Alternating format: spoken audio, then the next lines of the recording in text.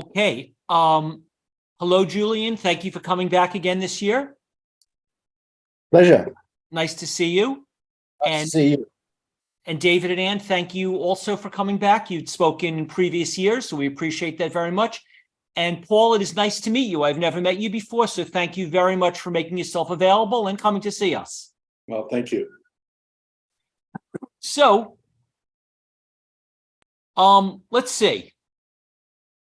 If I had to say what's the most difficult of the 32 panels to do, I would say this is it, because I don't know if I want to ask you the questions. I'm afraid you'll answer them.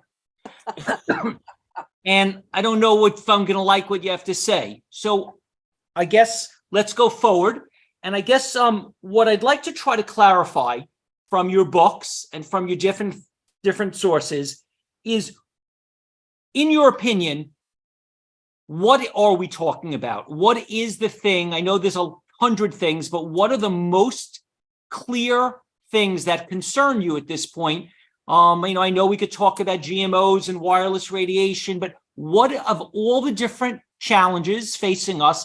And when I say what concerns us, I mean, what I really mean is, when is someone going to go to their water and no water will come out? When are they going to go to the supermarket and there's no food?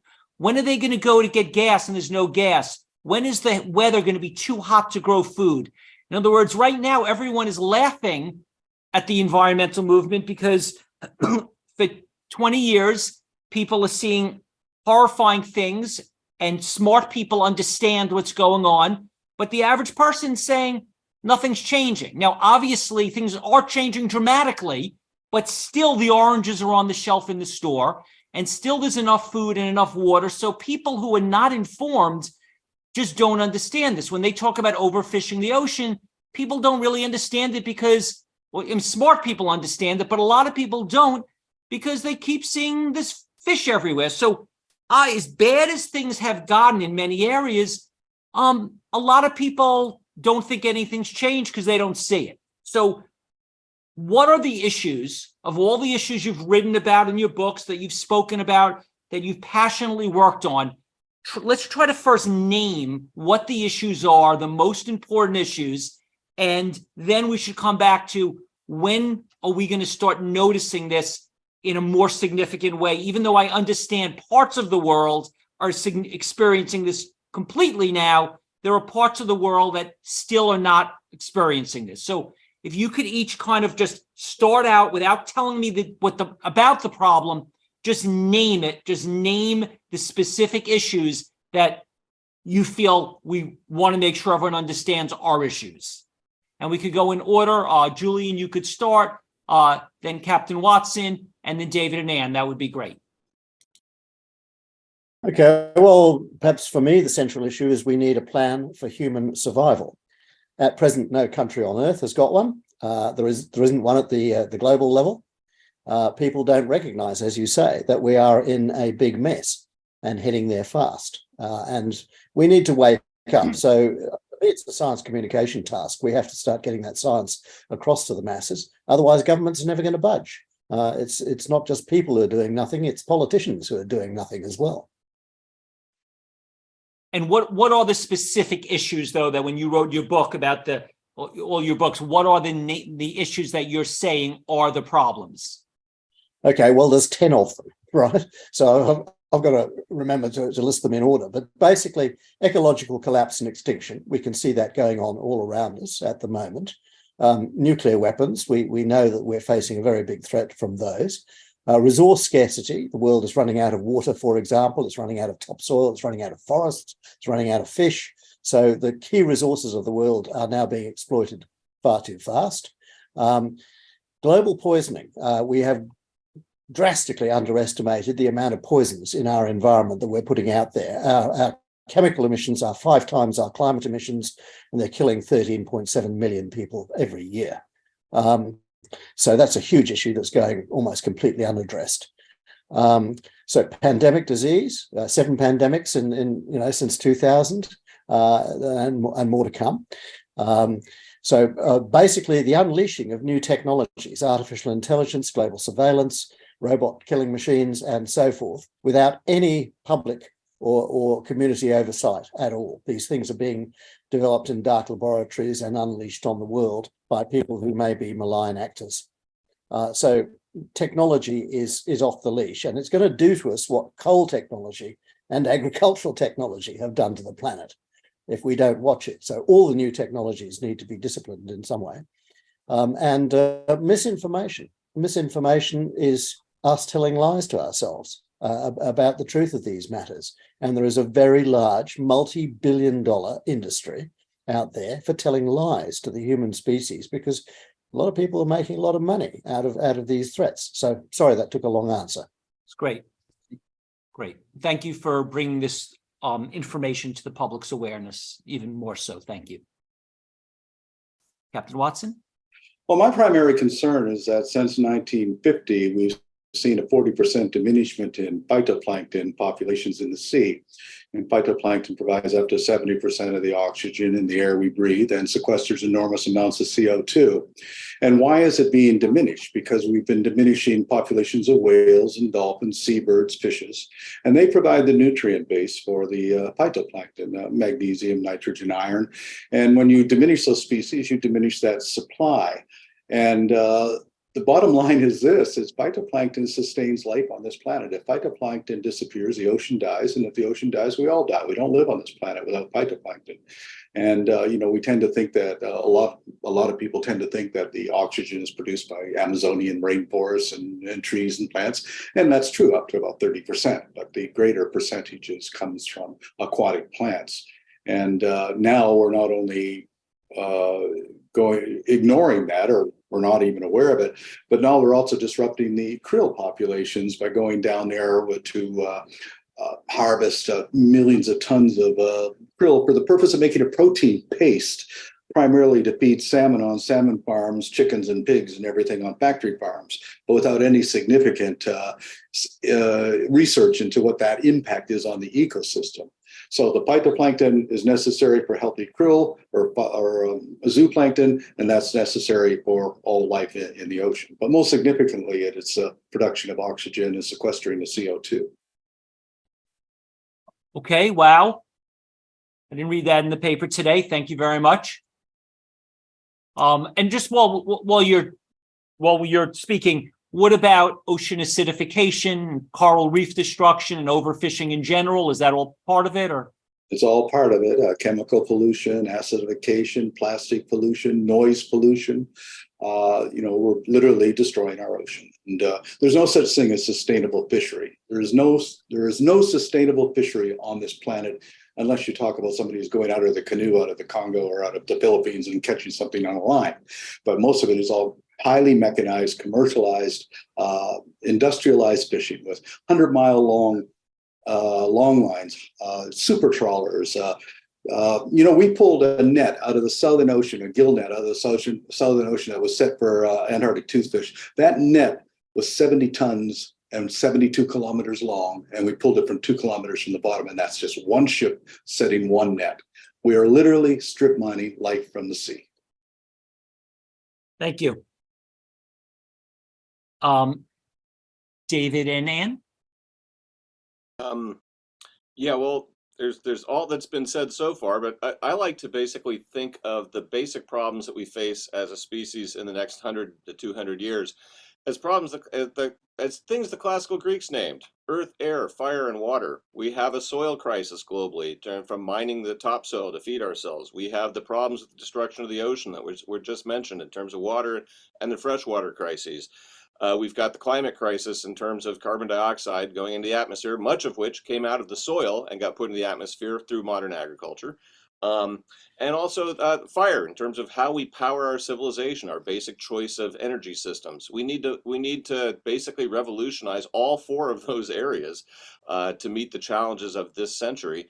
And Anne and I have been working and writing mostly on the soil connection, but that has connections to the atmosphere. It's got connections to the carbon cycling. It's got connections to the ocean in terms of attempts to try and reduce the flux of nitrates and phosphates to marine waters.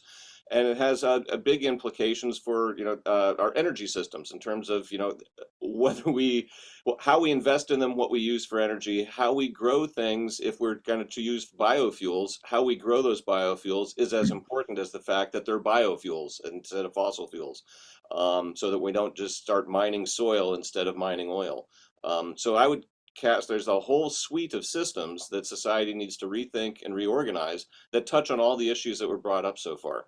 And I'll give Anne the last word, I think. Yeah, I'm not sure, what else I can add to this long list other than to say, maybe if we put a big umbrella over all of these issues, what we have is, one species, us, who has somehow managed to alter or degrade the natural systems and parts of the natural world that we must have if we are going to persist into the future with any kind of decent quality of life.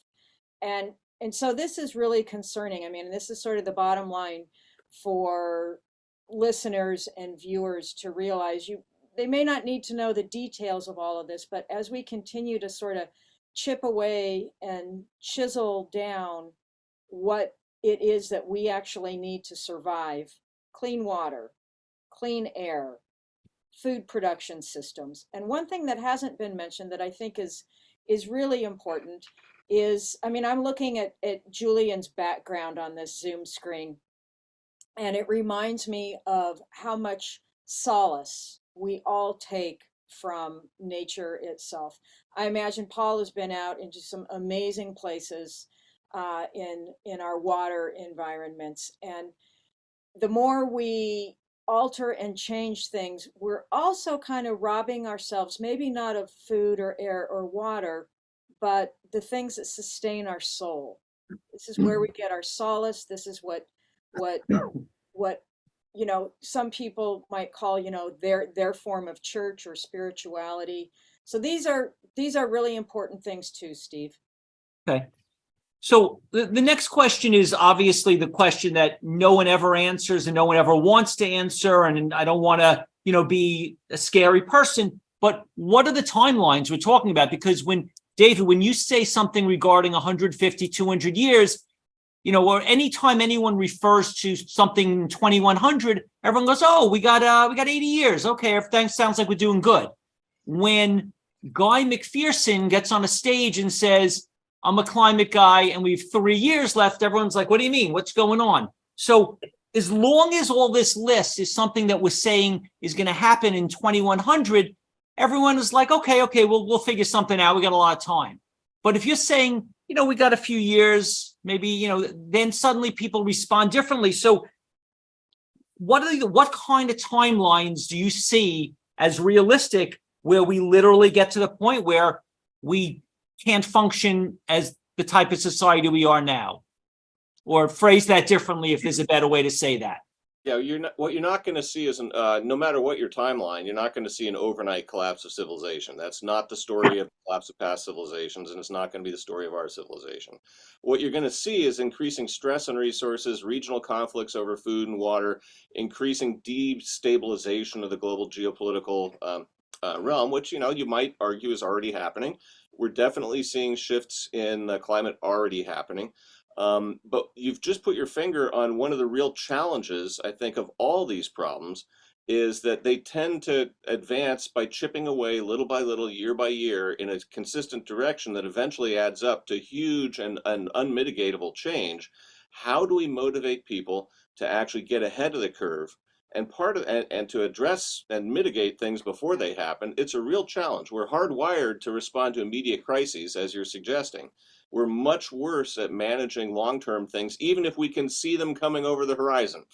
So I think it's incumbent on people like your panel here to basically be trying to gather information, educate people, get the word out about the need to look a little further into the future of history, to motivate action today to forestall consequences that nobody would wish on their grandchildren. But you've identified a real major challenge. Yeah, and I'll just add to that very quickly. I mean, Steve, I think we're already seeing sort of the unraveling of things. You look at sort of this great epidemiological transition that has affected humanity, especially in the last, say, 50 or 70 years. And, we've moved from infectious diseases, although COVID and HIV remind us that not entirely have we bucked in infectious diseases. We've moved into disease realms that have environmental bases and environmental sort of threads that tie us to the land. And these are, this full array of neurologic and metabolic maladies and disorders, partially rooted in our diet, especially the diets that most people in affluent countries are consuming. And this is in part, David and I wrote about this in What Your Food Ate. As soil health goes down and down and down and down, crops are taking in fewer of the types of compounds and nutrients that suffuse their bodies with health, and thereby our bodies with health. So the degradation of soil and soil health has been going on for quite a long time, and there's good reason to believe that it is in part linked to, what are the sort of the dominant current maladies for many populations. Thank you. Julian, Captain Watson, timeframes. Well, we're in the midst of a major extinction event. I mean, we're going to lose more species of plants and animals between 1950 and 2050 than we've lost in the last 65 million years. And this is, I think, one of the deepest concerns on it. One of the problems is that no species can live on this planet outside of the basic laws of ecology. The first is the law of diversity. The strength of an ecosystem is dependent upon diversity within it. The second, the law of interdependence, that all species within an ecosystem are interdependent with each other. The third, the law of finite resources, a limit to growth, a limit to carrying capacity. And when one species steals the carrying capacity of other species, that causes diminishment in both diversity and interdependence, and that leads towards ecological collapse. And that is what's happening right now. How do we stop that? I don't know. I do know, though, that we have to make some serious decisions on, especially in the ocean. At COP21, I spoke on the ocean thing, and people asked what could be done. I said, okay, the first thing to do to save the ocean is do nothing. And what I mean by that, shut it all down. No more mechanized fishing. Just leave it alone. The ocean is very resilient and it can recover. We just have to leave it alone. But there's 4 million fishing boats out there right now, highly mechanized, super trawlers, or purse seiners, all, and they are strip mining life from the ocean. It hasn't changed. In fact, it's escalated since COP21. And the problem with these climate change conferences is it's all like, let's have another one next year and talk about it because it's really serious. But nothing ever gets done. Every single thing that is put forward is just sort of ignored. A lot of promises, but promises are just promises. There's a lack of political and economic will to actually do anything. And politically, it's political suicide. Any politician who's going to come out and actually do something is going to be voted out of office or thrown out of office, because that would be too damaging to the socio-economic system. So it's a very, very difficult thing to deal with, but it will be solved because nature bats last, and nature will respond. And we're seeing it right now in zoonotic transmitted diseases. There's pathogens being released from permafrost. We're seeing, more and more starvation, famine, all sorts of things that are happening, destruction of coral reefs. It's all happening all around us. But it's not as exciting, I guess, as what's on Netflix. Thank you. Julian? Yeah, the point that I'd like to make is that all 10 of the mega threats are intimately connected with one another. You cannot solve one of them without trying to solve all of them. You can't solve them one by one. You can't solve them one at a time. You can't just fix the oceans or fix the climate or something like that and hope that that's going to do it. It's not. We have to solve all of them together. Now, Steve, you keep asking, when is it all going to hit? Well, basically, the answer to that is we don't know, because we don't know when the next big drought is going to occur. The weather and the climate are still fundamentally very hard to predict. But I think that the emergency is first going to impinge on the human consciousness when we run into a severe food crisis, right? Everybody takes their food for granted because the supermarkets are full and things like that. But when a real food crisis hits, we know from COVID that food chains worldwide break down very, very fast in a matter of days. No big city on earth can feed itself, right? If those food chains break down, you will see cities of 20 million people starving by the end of the week. Okay, and that is going to wake people up with a horrid start. So if you just look at the climate patterns, basically you're going to get bigger and bigger impacts as we move towards the middle of the century. We move past 2 degrees plus, and we move towards 3 degrees, where agriculture actually becomes very, very hard to do. So, you're going to see bigger and bigger food crises. Some of them are regional, but, food is all connected around the planet now. I mean, the Chicago Grain Exchange reflects the world price of grain. If there's a dire shortage of grain in Ukraine or in Kazakhstan or somewhere like that, everybody pays a higher price for bread because everybody's bread price goes up. So we cannot be insulated from these things any longer. So my prediction is that the way ordinary people are going to feel this first is in their supermarket trolley. The food they wanted is not going to be available, or it's going to be very, very, very expensive. Now, I can't predict when Vladimir Putin is going to push the button, but if he pushed the button, there would be a nuclear winter, and that would kill 2 billion people in America, China, everywhere else, just simply from the instant chilling of the world climate. So, that would be a very bad thing. So, you can't predict when a nuclear war is going to start. You can't predict when a major drought is going to strike one of the world's grain bowls. But you can anticipate it and you can prepare for it. Now, to me, the good news is that every single one of these problems has got solutions. We know what the answers are. They are well known to people in science and technology. They're well known to farmers and others. We can deal with them. It's just that the solutions are not being implemented because, as you say, governments are relaxed. The public is relaxed. Nobody's panicking about the food price any longer.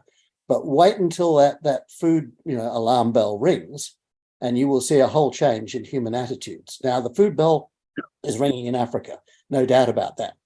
It's ringing in Central America. It's ringing in quite a few other places. Northern India is starting to look very, very dicey. The North China Plain is running out of water, and that grows most of the Chinese wheat crop. So these kind of places that are utterly vulnerable and where a local crisis could become a global crisis very easily, as people would spill out of those areas and go looking for safety. At the moment, 1/3 of a billion human beings are on the road every single year looking for a safer place to live. E.g. the United States, Australia, Canada, the European Union, etc., etc. So that's 100 million refugees and about 250 million economic migrants who just know that Mumbai is not going to be a safe place to live in future. So we've got to move. So people are already on the move. When that rises to 1 billion people, when national borders crumble under the weight of human migration, then you are going to again get a very big wake-up call, because people will be demanding that their governments stop the refugee influx, but they won't be able to. It'll be a flood. It'll be a tsunami. So, again, that's what you'll see. But that will be the wake-up call. I think food and a migrant tsunami. But when it's going to happen, I don't have a crystal ball. But just one quick thing.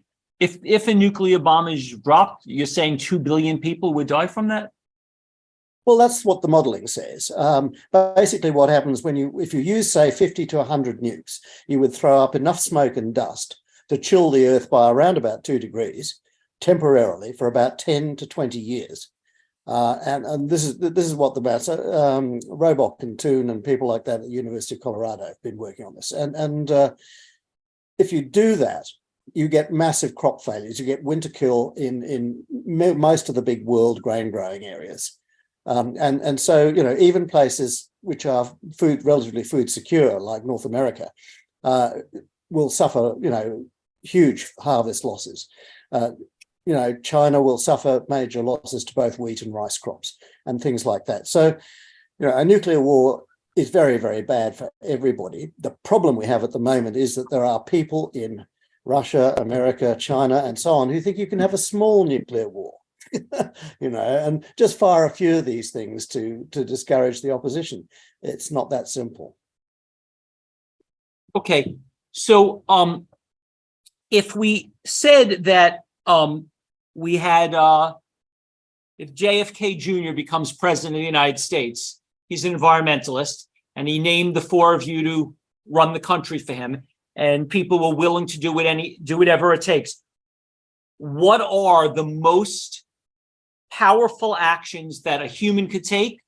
And then what would the government need to do? So, what's the very, very most powerful thing? I'm not asking whether it's realistic that we could get this level of cooperation. I'm just saying, if someone said everyone will do anything it takes to solve these problems, what would be the most powerful action that we could take individually, and then that we could get our government to take?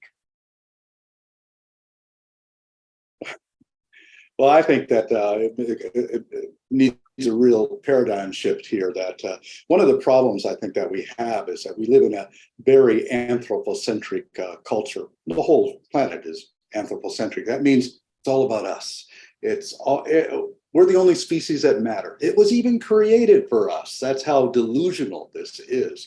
Every single major religion on this planet puts human beings as in the center and all important, and everything else is insignificant. When the reality is that we are part of everything else.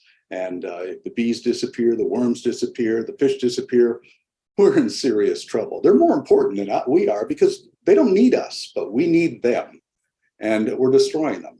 I like to compare it this way. If you imagine the planet as a spaceship, which is what it is, and it's on this incredible voyage around the Milky Way galaxy, and that spaceship has a life support system which is run by a crew of engineers, and those engineers keep everything running. They provide the food we eat, regulate climate and temperature, and what are we doing, we human beings? We're passengers. We're having a wonderful time entertaining ourselves, but we're murdering engineers. We're killing them off every day. And there's only so many engineers you can kill before the machinery begins to fall apart and break down, and the passengers go down with the ship along with the crew. And that's really the situation we're having now. So we have to learn to live in harmony and with deep respect for all other species on this planet, or we're not going to survive. Understand that this question is not a realistic question based on what you're saying, but if somehow if someone said, I'm willing to do, if 8 billion people were willing to do anything, just tell me what would actually work to fix the oceans, the atmosphere, the soil, the food, the water. What would it take, even if it's not realistic? Sorry, you go ahead. Well, just offer a couple of thoughts. First of all, a ban on all fossil fuels would solve two of the mega threats. It would solve the climate one, and it would also solve global poisoning, because most fossil fuels are turned into the chemicals that poison us, or a lot of fossil fuels are these days.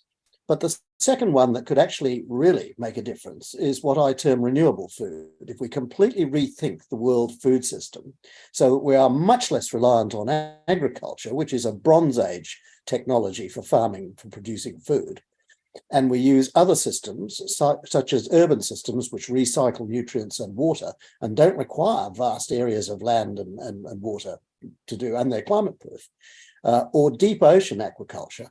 If you did this, you could actually get rid of 2/3, or you could turn half of the world's farmed and grazing area back to nature, and you could end commercial fishing of the oceans. And that would put us on a much more sustainable pathway. So just two things: ban fossil fuels and renewable food are my short answers to what your president would do. But having said that, of course, nations are well past their use-by date. No nation is going to solve this problem. We have to solve it as one people on one planet, else it won't get solved. So there's a bit of a difficulty there.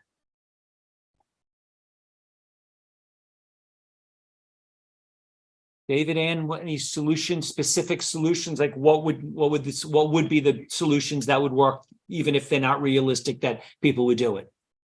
I have a quick unrealistic one for you, Steve.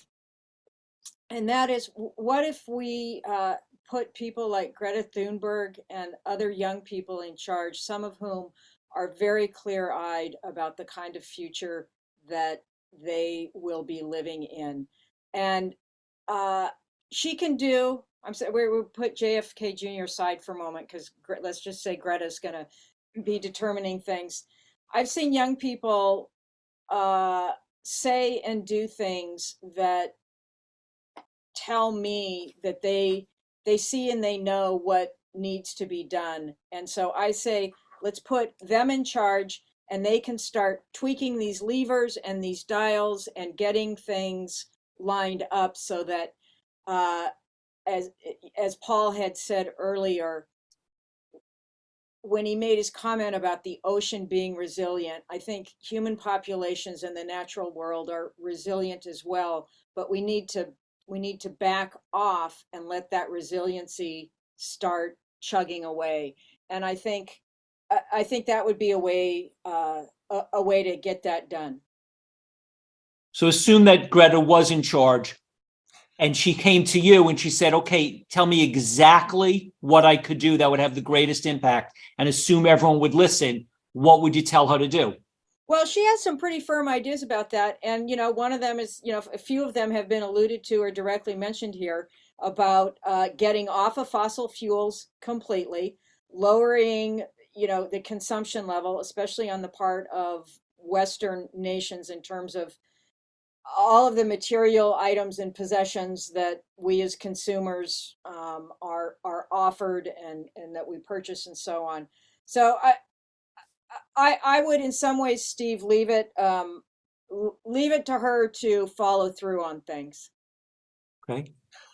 Well, I wouldn't presume to give her advice except on one thing. If she pursues that, she should get a bulletproof vest, because that's the problem. If you are a threat to this society, they will take you out one way or the other. Could I supplement what Anne just said? Because I think this is the absolute key to this. Not just young people, but women. We should put women in charge of the world. Why? Because of almost all the wars in human history, they've all been started by men. Who likes fighting? Men. Who invents toxic chemistry? Men. Who invents new weapons? Men. Men are responsible for most of the destruction. We are simple, thuggish warrior beasts at heart. And we had a wonderful solution for the Middle Ages or caveman era, but it's not going to be a solution when our survival is delicately balanced on the planet. Women tend to think a generation or two ahead. They think of the grandkids and so forth. They have already reduced their fertility from 4.5 children down to 2.4 babies per woman over the last 40 years or so. So they're already getting control of the one issue that is actually driving all of these problems, which is human overpopulation. So women have come up with a response, and they didn't ask men whether they should do this or not. They just got on and did it. Women are the natural leaders of this planet in the 21st century in every sphere of life. So I'm talking about commerce, government, religion, community, you name it. Women should be in charge. Maybe not a huge majority, but at least a majority. I'm not saying women are perfect, they're far from it, but they definitely have a more peaceful and a more negotiatory view of the world than men, who just like to kill things. And our solution, male solutions, is always let's kill it. If we don't like it, let's kill it. Whether it's an insect or the next door country, it doesn't really matter. So if humans as a species are going to survive, they need to change their thinking, and men need to think a lot more like women, a lot more like Greta Thunberg and others, or Jane Fonda, or anybody you care to name. But if women aren't in charge, we've got a very grim future. Well, we always have a Maggie Thatcher, though. Yeah, there are exceptions. Well, Maggie Thatcher did not start the war, you remember. She wasn't an exception. She was attacked by a bunch of men in Argentina. And so, there are women who have fought as warriors, and nobody's denying that women have as much courage as men when they're warriors. Indira Gandhi, Golda Meir, there's lots of examples of women leaders who've led their countries in war, but nearly always have they been the victims who've been attacked by somebody else? So, you know, if you look at the lesson of history is that women don't start wars. In the last 200 years, all of the wars have been started either by male monarchs or male governments, male-dominated governments, all of them. So you know, women did not ask for this, and they don't want it by and large. If you ask women, you know, whether they want war or not, they'll say no. But you know, a proportion of men will always, you know, think it's romantic. David, did you want to comment on that question about the solutions? Yeah, I think I do. I'm deeply skeptical of putting any one individual in charge of anything. I think that a lot of our power as a species involves our ability to bounce ideas around each other, to change our mind when we had a bad idea and we encounter a better idea. So I would be not in favor of the enlightened monarch scenario, even if it was Greta Thunberg. And I do agree that I think on average, if women were running the planet, things would probably be a little better than they are now for many of the reasons that have been expressed, although I might quibble with a few of those points. The thing that has been really not mentioned so far, but that I think is actually a really important lever that we have for ensuring a better future, is the idea of, which touches on some of the things that have been said, is the idea of fundamentally rethinking our relationship with the soil in agriculture so that we can turn farms into areas that are building and promoting biodiversity rather than degrading biodiversity, building fertile soils rather than degrading fertile soils, and nourishing the world rather than just attempting to keep up with calories to feed the world. And I think we know the basics of the science of what it would take to do that. People still quibble about how much carbon we could pull from the atmosphere and put into soils through agricultural techniques. But the bottom line is, the answer is a lot. It may not solve the climate crisis, but it can contribute greatly towards doing so. So the idea of eliminating the use of fossil fuels, we basically need to leave as much of them in the ground as we can possibly get away with.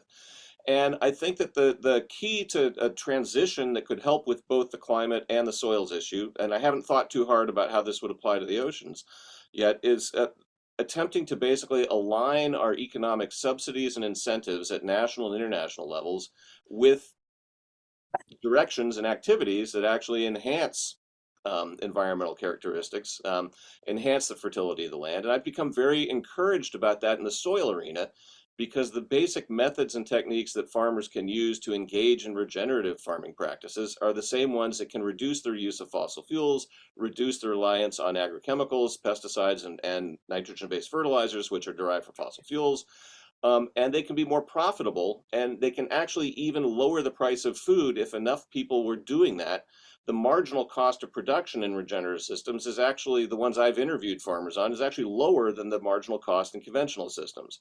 They can actually get a premium because they're growing better food, so the cost may be higher, but if everyone was doing it, that market signal would basically disappear. So I think that, if you put me in charge, which I do not recommend, because I don't recommend putting anyone in charge. But if you put me in charge, the first thing I would try and do is basically reshape our agricultural system around the subsidies and incentives that we give farmers to basically destroy the land as a consequence of their farming practices, rather than rewarding them for adopting new practices, which can enhance the biodiversity, fertility, and productivity of land, but that requires not only a change in practices, but a deep change in thinking along the lines of what Paul was arguing for earlier, in terms of how we view nature as partners that we cultivate rather than as enemies that we compete with. Do you think that it would be helpful if the whole world adopted a whole food plant-based diet? And should we allow fishing at all? Well, in my opinion, we got to wipe out mechanized, industrialized fishing completely. Also, you need to eliminate factory farms. 80 billion animals a year being killed, a major contributor to groundwater pollution, the major contributor to dead zones in the ocean, a major contributor to greenhouse gases, and also a major source of zoonotic transmitted viruses. That's why they're killing millions of animals every year, to keep a lid on that petri dish, which are these factory farms. They have to be shut down. Yeah, I would basically argue that we do not need to go to an entirely plant-based diet, but I agree with what Paul has just said in terms of needing to shut down the kinds of fisheries that are depleting the oceans, and the kinds of agriculture that are depleting our soils and that are raising animals in environments they did not evolve to be in, and that produce foods that are not ideal for us to eat either. And if you're curious about details on that, Anne and I wrote a lot about that in What Your Food Ate. But there are examples of sustainable fisheries. The Native American fishery in the Northwest was sustained for 9,000 years on the Columbia River. The key to it was they were not doing things the way we do them. They were doing it in ways that was a terminal fishery on the river mouths or in the rivers when the fish came back. They were not doing open ocean fishing. They were only taking, by best estimates, they were taking 20% of the runs. And if you talk to most salmon biologists today, they'll argue that if you have habitat availability, salmon populations can withstand a human predation of just under 50% and reseed themselves. So they can be a sustainable resource if we manage ourselves, if we manage our fishing practices in a way that respects the resource. And agriculture is pretty similar. And when you look at the arguments for a plant-based diet, for example, the first thing that one should ask is, how are those plants raised? Because the point I made in the book I first wrote about agriculture, Dirt, the Erosion of Civilizations, was that societies in the past that were organic and not mechanized destroyed their land by over-farming it in ways that we're still doing with conventional methods. We're just doing it faster and more efficiently. So the question in terms of what to eat and what we should be growing, I think the first question we need to ask is, how are we actually doing it? Because there are certain environments around the world, many of them semi-arid grasslands, for example, that are ideal grazing lands where livestock can do things on that land to convert grasses that we cannot eat and digest into meat and milk that can help support human populations. But that style of sort of open range grazing is really different from the factory farms where we're feeding animals corn-derived products that are raised using agricultural methods that destroy the soil the corn was grown in. There's a whole causal chain in the industrialized version of animal husbandry that really does need to change for a sustainable future. But it's not so much that we don't need to ever eat meat or don't ever need to eat fish in a sustainable future. We just have to fundamentally rethink how we raise and acquire all of them. Well, 40% of the fish caught from the ocean commercially is turned into fish meal to be fed to animals on factory farms. So that's another problem. But also, the Basque and the Bretons, they were fishing the Grand Banks in Newfoundland for 300 years without any impact. And then within a couple of decades, you see the draggers go in there and just wipe out everything.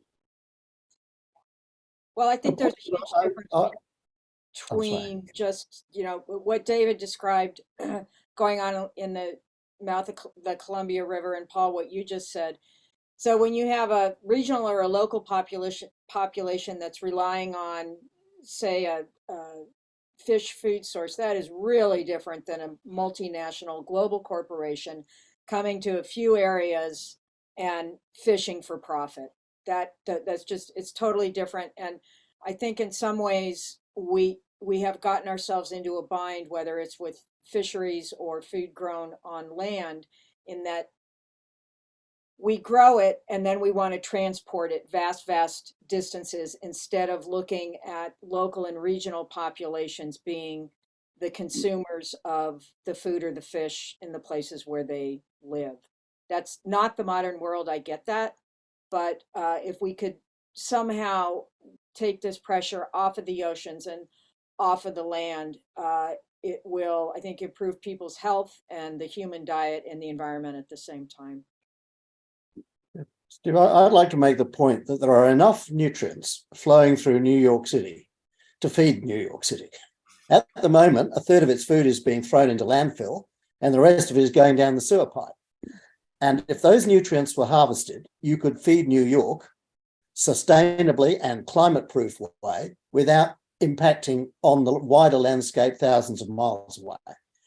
That applies to every city on Earth. If we rethink the food system around nutrient flows, then we can really make a difference. Now, if you want to get rid of fishing in the oceans, the easy way to do that is to actually start farming the deep oceans, extracting the nutrients that humans have already put in the deep oceans from all the erosion on land, and all our sewage and things like that, which has gone to the bottom of the sea. But you can extract nutrients from the water column in the deep ocean, and you can use them to grow sea crops. And you can use the seed crops then to feed fish in extensive fish farms, not these horrid intensive nets that they're using now. If you do that, you don't need to do any mechanized fishing or wild harvest fishing at all. Because a sea farm is a three-dimensional thing. For a kilometre of sea will produce 10 times the amount of food that the square kilometre of land will produce. So deep ocean aquaculture is one way of taking the pressure off the rest of the planet. It may have drawbacks itself, but it doesn't pollute, unlike coastal aquaculture.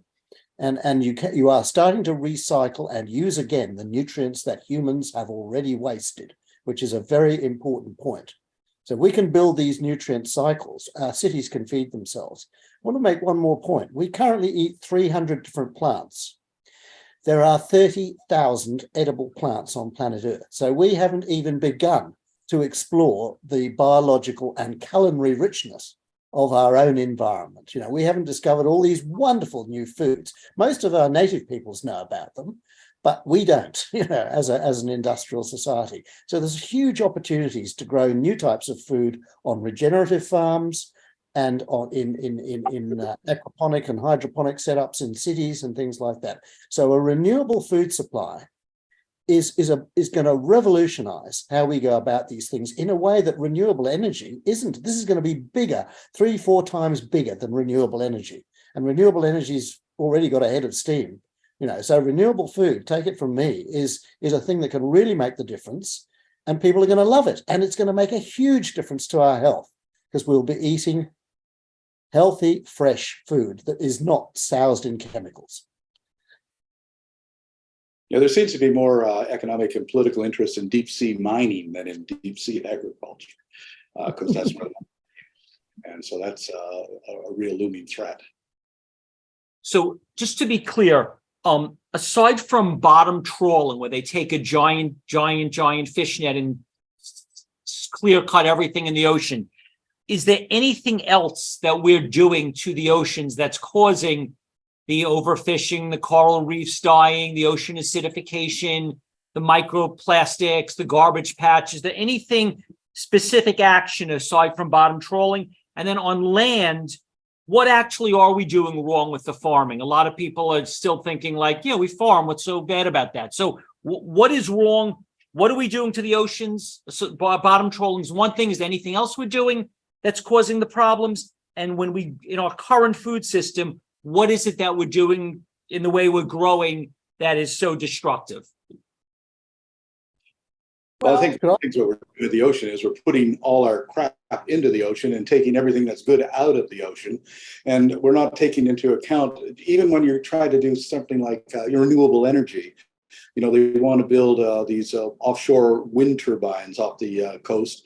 And they're not the problem really, but the pile driving to set these things in, driving 30-meter piles down in there is creating noise pollution at decibel levels, which are destroying sea life. So even when we try to find an alternative green approach, we unknowingly or unwittingly are causing more death and destruction because we didn't think it through. Well, when it comes to farming, we've mentioned this thing about trawling the ocean floor. When we plow the soil, so also known as tillage, what's happening is that there's some of the tiniest creatures on Earth live in soil, and they're responsible for nutrient cycling. They're communicating with our crops to provide nutrients and different compounds. So you run a plow continually and routinely through the soil, and you're upending all of that life as surely as a trawler does that on the floor of the ocean. So that's one problem, Steve. And then, so Paul had mentioned we're putting all this crap into the ocean and not leaving any of the good stuff. We're also putting a lot of things into the soil that are not friendly to soil life. They're also not friendly to us. And so this is just the array of agrochemicals that have toxic effects or altering effects on plants and animals. So again, it's this sort of heavy-handed manipulation that we do to the environments that we need to survive, whether that's the soil or the ocean. And so we really need to be thinking about lighter touch ways of producing food, whether it's the ocean or on land, so that we can leave intact these natural and physical processes that are the whole reason that the soil even functions at all to produce our food. And we know how to do that. The combination of basically going to farming without plowing, so no-till farming, but doing it in a way that does not use a lot of agrochemicals by combining it with cover crops and diversities of crops, and potentially reintegrating where appropriate animal husbandry into cropping operations, as animals can help cycle those nutrients and actually provide a source of inoculants for some of the life in the soil. There's ways to do that, and techniques that can actually be done to offset the production of more conventional production methods. The other kind of things that are affecting the ocean, some of them result from agriculture. Things like all the nitrogen and phosphorus that are contributing to dead zones at the mouths of every major river system around the world are directly traceable to how we treat the soil on our farms upstream. These systems are all interconnected, but if we start thinking more about taking care of the life that actually supports us on this planet, whether it's the krill and the phytoplankton in the oceans, or whether it's the microbes in the soil that Anne was just talking about, that's the foundation of our aquatic and terrestrial ecosystems. And if we think as planetary stewards, as we should be with an integrated global society flying around the sun on a giant rock, we ought to be thinking about how to take care of those planetary life support systems. And it comes down to supporting the life that is the foundation of it. And that's not what we're doing, in part because we have only really understood those connections in the last century, if I'm being generous in terms of the time frame. I'd like to add that the largest insult that we commit to the ocean every year is the 200 billion tons of chemical emissions, and that includes 75 billion tons of topsoil, nitrogenous fertilizer, phosphatic fertilizer, you name it. It's all going into the oceans. 760 dead zones are telling us that we are in the process of creating what's known as a Canfield Ocean. That is a stagnant ocean with no oxygen in the water column that actually occurred at the great death of the Permian 200 million years ago. It was the thing that tripped the fuse on the biggest extinction event in Earth history. And we want to really avoid doing that. So we have to stop that drain of fossil fuels and all the other chemicals that we produce, one way or the other, deliberately or unintentionally, end up in the oceans. So these are the things that are killing the sea life, that are poisoning us. All that plastic that's going into the oceans comes back to us. It gets into our brains, it gets into our blood supply, it gets into our babies. The plastic finds its way into fish and it goes up the food chain. You concentrate it up the food chain. Mercury gets concentrated up the food chain. There's a whole lot of horrible things that we put in the ocean that end up in our own mouths. And we really need to be a lot more conscious of that, that cycling that is going on at the moment. Now, what is the answer to all of this? The answer is that we have to get the human population back in sync with what the planet can carry in the long run. And according to the science that I've read, that's around about 2 billion people, 2.5 billion people, which is what the population of the Earth was in the year that I was born. Okay, so that was a sustainable population, even at modern levels of consumption. But if the women of the world can lead us to manage that population down, we do have a chance to go forward, But whether the population reduces voluntarily or whether we encounter a massive crash as a result of colossal failures of food and other parts of our system is still an open question. At the moment, we're on track for the crash. Okay, there is no voluntary movement to reduce human pressure overall. That's why I say we need a plan for human survival and the survival of the planet that supports us. If we don't have one of those, we're not going to get there. When are we going to wake up? Sometime in the next 20 or 30 years, I believe these disasters will compound enough to constitute a wake-up call. What do you say to the people that say, sounds good, but we need all these chemicals to grow enough food to feed the world, and we need to bottom trawl the oceans to get enough fish to feed the world? First, I'd say you've just mentioned one of the biggest myths of the 20th century, that we need all those agrochemicals to feed the world. And I recommend both What Your Food Ate and Growing Revolution as sources on some of the data and studies behind the assertions I'm about to make. But the basic idea is that regenerative farming can produce comparable yields of crops after you restore fertility to the soil. So there's a transition period, but the period is actually fairly short in terms of getting yields back up on the farms that I've been around and interviewed the farmers on around the world, from subsistence farms in Africa to large technologically sophisticated operations in North America. So I think the basic idea that we need modern agriculture in the state that it's in to feed the world is really a misnomer. It flies in the face of a whole lot of lived experience of very experienced regenerative farmers around the world, and also data that one can find buried in studies. What the challenge is I think we need to think very differently about the food system and how we can replace the system that we have now with one that's very effective at growing large amounts of food. The single greatest, the greatest ability to produce food per hectare on a farm is from very intensive polycultures with growing multiple stories of food. But what we've oriented our system to now is growing the largest yields of very particular crops, grains in particular. And they are very, very vulnerable to the effects of climate change in terms of what's going to happen to their yields going forward. So diversifying what we eat could be another big component of that, as was mentioned earlier. But I think that we need to be very careful about buying too quickly into what is the conventional wisdom of the day, that when we scratch underneath it, there's not a lot behind it in terms of support. I think there's plenty of solutions. The problem is that there's a political economic wall that you got to get over, and there isn't the courage on the part of politicians to actually take that wall down.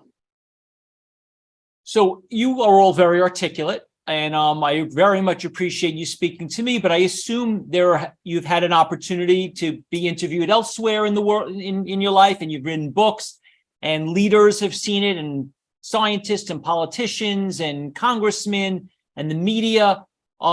When you say what you said, Paul, about the phytoplankton and oxygen in the ocean dies, everyone dies, and what you're saying, Julian, and what David, you're saying, and Anne, about the food, I mean, these are not mild statements. They're the most serious possible statements. Are you saying that, I mean, other people have heard you say this, so what is the reaction? Do people just say, I'm not going to worry about it? Or like, where is this information going? Like, it seems critical. It seems like we have to act 75 years ago would be the latest we should be acting. So what response are you getting to people who hear this? Are you saying it very clearly? What is the response to influential people who hear this information? Well, Steve, I wrote my first climate change article in 1976. And I have to say, I'm a bit disappointed in the response.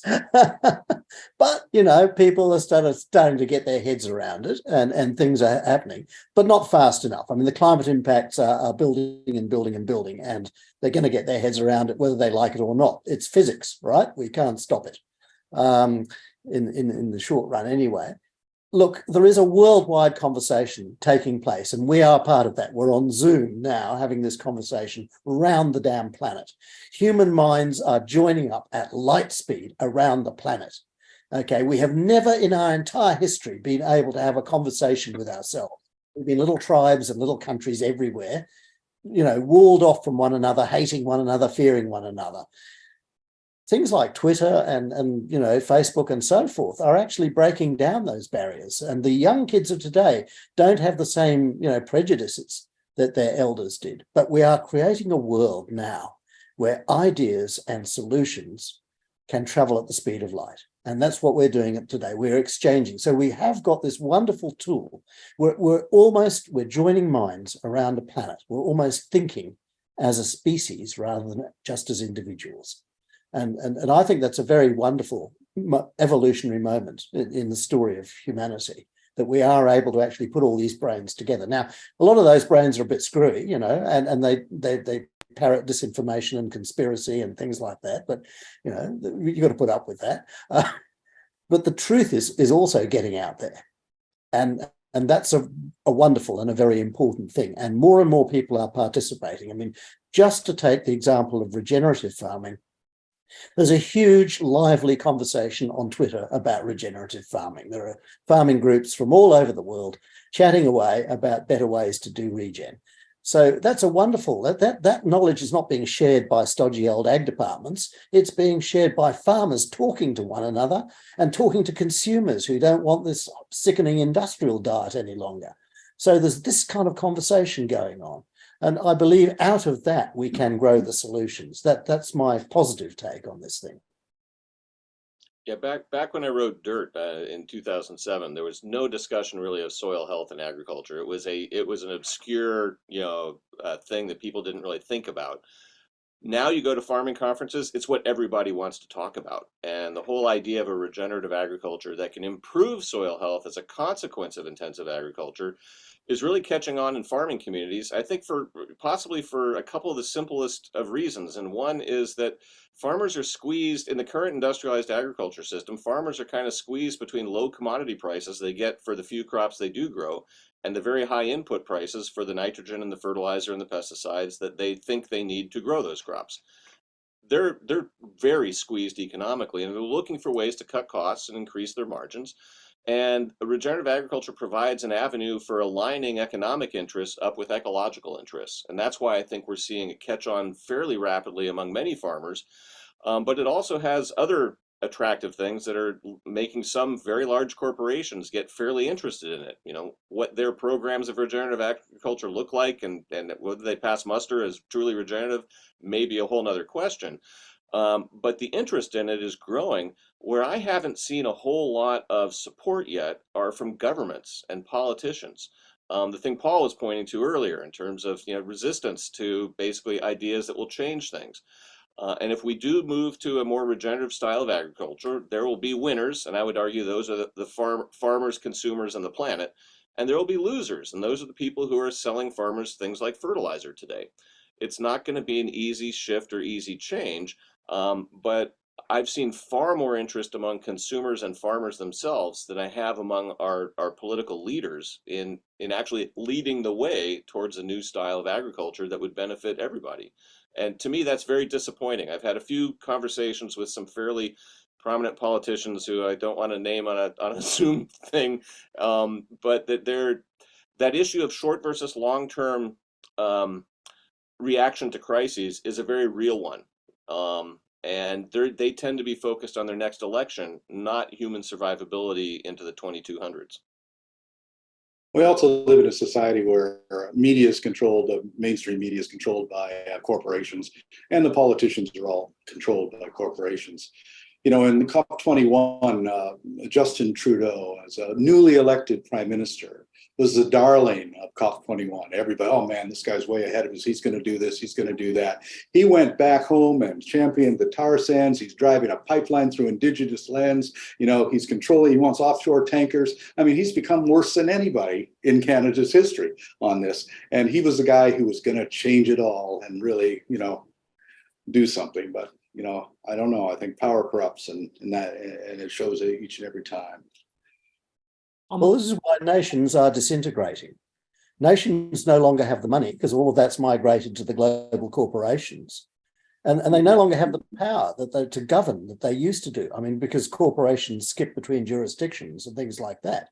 So governments cannot protect their own people against, chemicals and things like that because they're coming at them from all directions in the Earth system now. There is a global chemical circulation that no government can regulate against. There are things like this. So governments are becoming more and more powerless. And the flip side of this is that they are selecting worse and worse people as members of the government. These bottom feeders who are the current generation of politicians are only in it for themselves. They want to get rich for themselves. They don't give a damn what happens to either the country or the planet or the next generation of humans or their own grandkids. They just want to exploit their position. So nations as entities, which were invented post-Napoleon and in Europe and in America, are now starting to crack up, and we're seeing the need to replace them with a whole different method of governance worldwide. I don't want to speculate about what that might be or how it might end up. But the nation state is a transitory phase in human development. Bear that in mind. Nations are weakening and they're becoming more and more powerless, more and more frenetic and desperate, because they can do nothing about any of these big problems. No nation on earth can do anything about the really big problems by itself. So, and they're not working together. They're doing what they traditionally do, which is compete and fight with one another. They're stupid little things, really, nations. We should never have invented them. But, let us move towards the idea of one people and one planet. We're all in this lifeboat together. If we don't row in the same direction, we go down together. That is the point. Now, we're going to see some pretty big warning signals over the next 20 or 30 years. And as I say, we've got the answers. You've been hearing the answers from these guys. We've got the answers. We've just got to start implementing them. And I don't think we should wait for the markets to implement them either, because the markets are just greedy, nasty things. Well, you even have Coca-Cola sponsoring the climate change conferences now. Yeah, absolutely. Well, it's dominated by the oil producers and United Arab Emirates. One of the people like that are running the next COP, aren't they? It's completely dominated by the fossil fuels lobby. It's ceased to be a conference for the people of the world and become one of genocidal idiots. Julian, how could we, after this call, follow up with you, get your books, stay in touch with you, get your newsletter? What's the best way to support you and stay in touch with you for our audience? Well, my books are last three are on Cambridge University Press or Amazon.com. Most of my books are on Amazon. They're easily available, accessible. Basically what I'm trying to do is just simply provide the science for, first of all, what are the problems and what are the solutions. So I'm trying to give people things that they can do in their own life that will make a difference in order to pick them up. People feel a bit depressed about this problem at the moment. So, let's look at the simple things that we can do in our own lives. Change our diet, reduce our energy consumption, stop traveling, all those sorts of things. And, and you start to feel good about yourself and things start to happen. You start to buy good, healthy, clean food instead of that rubbish that the corporates produce for you. So, there's a lot that can be done. That's the point I want to leave. And I'm trying to concentrate that across the whole of this problem, because I don't believe it can be solved piecemeal. I don't believe you can solve the food problem on its own. You can't solve the ecological problem on its own. You can't solve, even the nuclear problem can't be solved on its own. So they all have their solutions, and those solutions are practical. But we've got to get onto them real fast for the sake of our grandchildren. And that's why I'm in this. I'm a grandpa, and I'm in this because, I love my grandkids and I want them to have a future on an earth, a habitable earth that can support them. Do you have a newsletter or some way that you, or a Substack or some account for people to follow you regularly, or just your books? I have a blog called Surviving C21, and where I sound off about various aspects of this multiple problem. I'm a member of the Council for the Human Future, and we're all about publicizing the nature of the problem and also the solutions. That's what we want to do. If anyone wants to support the Council of the Human Future, please get in touch with me. We desperately need some support. But we want a shared vision of humans going forward. One of the things that we're advocating is an Earth System Treaty. And this is a treaty that addresses all 10 of the big threats. And this is a treaty that's not just signed by countries, because there's a lot of them. This is a treaty that can be signed by anyone on Earth who subscribes to the idea of trying to work towards a habitable planet. Anyone who believes in that can sign this treaty. So we're going to put that to the United Nations, basically, to try to get an Earth System Treaty that addresses all of these problems together, not just one at a time, as we are doing. Julian, thank you very much. David and Anne, how can we get your books and follow up with you? Do you have a website? What's the best way for people to get more information about what you do and your books, etc.? Yeah, we have a website. It's www.dig2grow.com, dig, the number 2, grow.com, as you're seeing up there. And on that site, you can find a description of each of our books. The most recent one, What Your Food Ate, is really about the connections between how the health of the land, how soil health influences the health of our crops, our livestock, and ourselves. And the other books, Growing Revolution, looks at regenerative agriculture. The Hidden Half of Nature looks at the role of microbiomes, microbial life, in supporting the health of both plants and people, the parallels between what goes on around the roots of a plant and our own gut. And then Dirt, the Erosion of Civilization, which I don't know if we have on our website. Oh, we do. It's basically, that's the one of the historical backstory of how past societies have ruined their land and the lessons that we can take today for why and how not to repeat that lesson of history. The books are published by, the Dirt's published by University of California Press. The others are published by W.W. Norton out of New York, and they can be found pretty much anywhere books are sold. Your local independent bookstore ought to be able to order them from Norton. Of course, Amazon has them, and they're all available on audiobooks as well if you like to listen to rather than read books. And if you want to get in touch with us directly, the way to do that is through the contact thing on the webpage. That sends Anne and I both an email, and we try and get back to people when they do contact us. Or if you want signed books, that kind of thing, that's where you would contact us.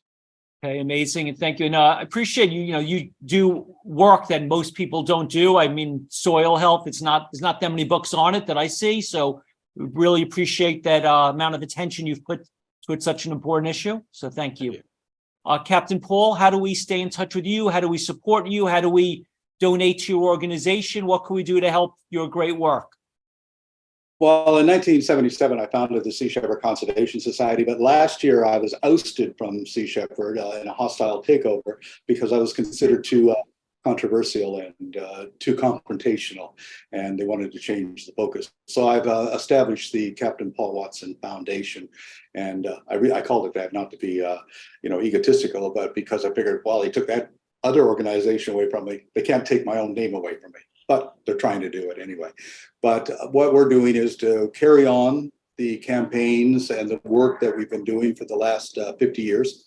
And that is to protect life on the ocean by upholding international conservation law and working in accordance with the United Nations World Charter for Nature, which allows us to intervene to protect life on the ocean. And it's www. Paul Watson Foundation. And I also have quite a few books that are on there too.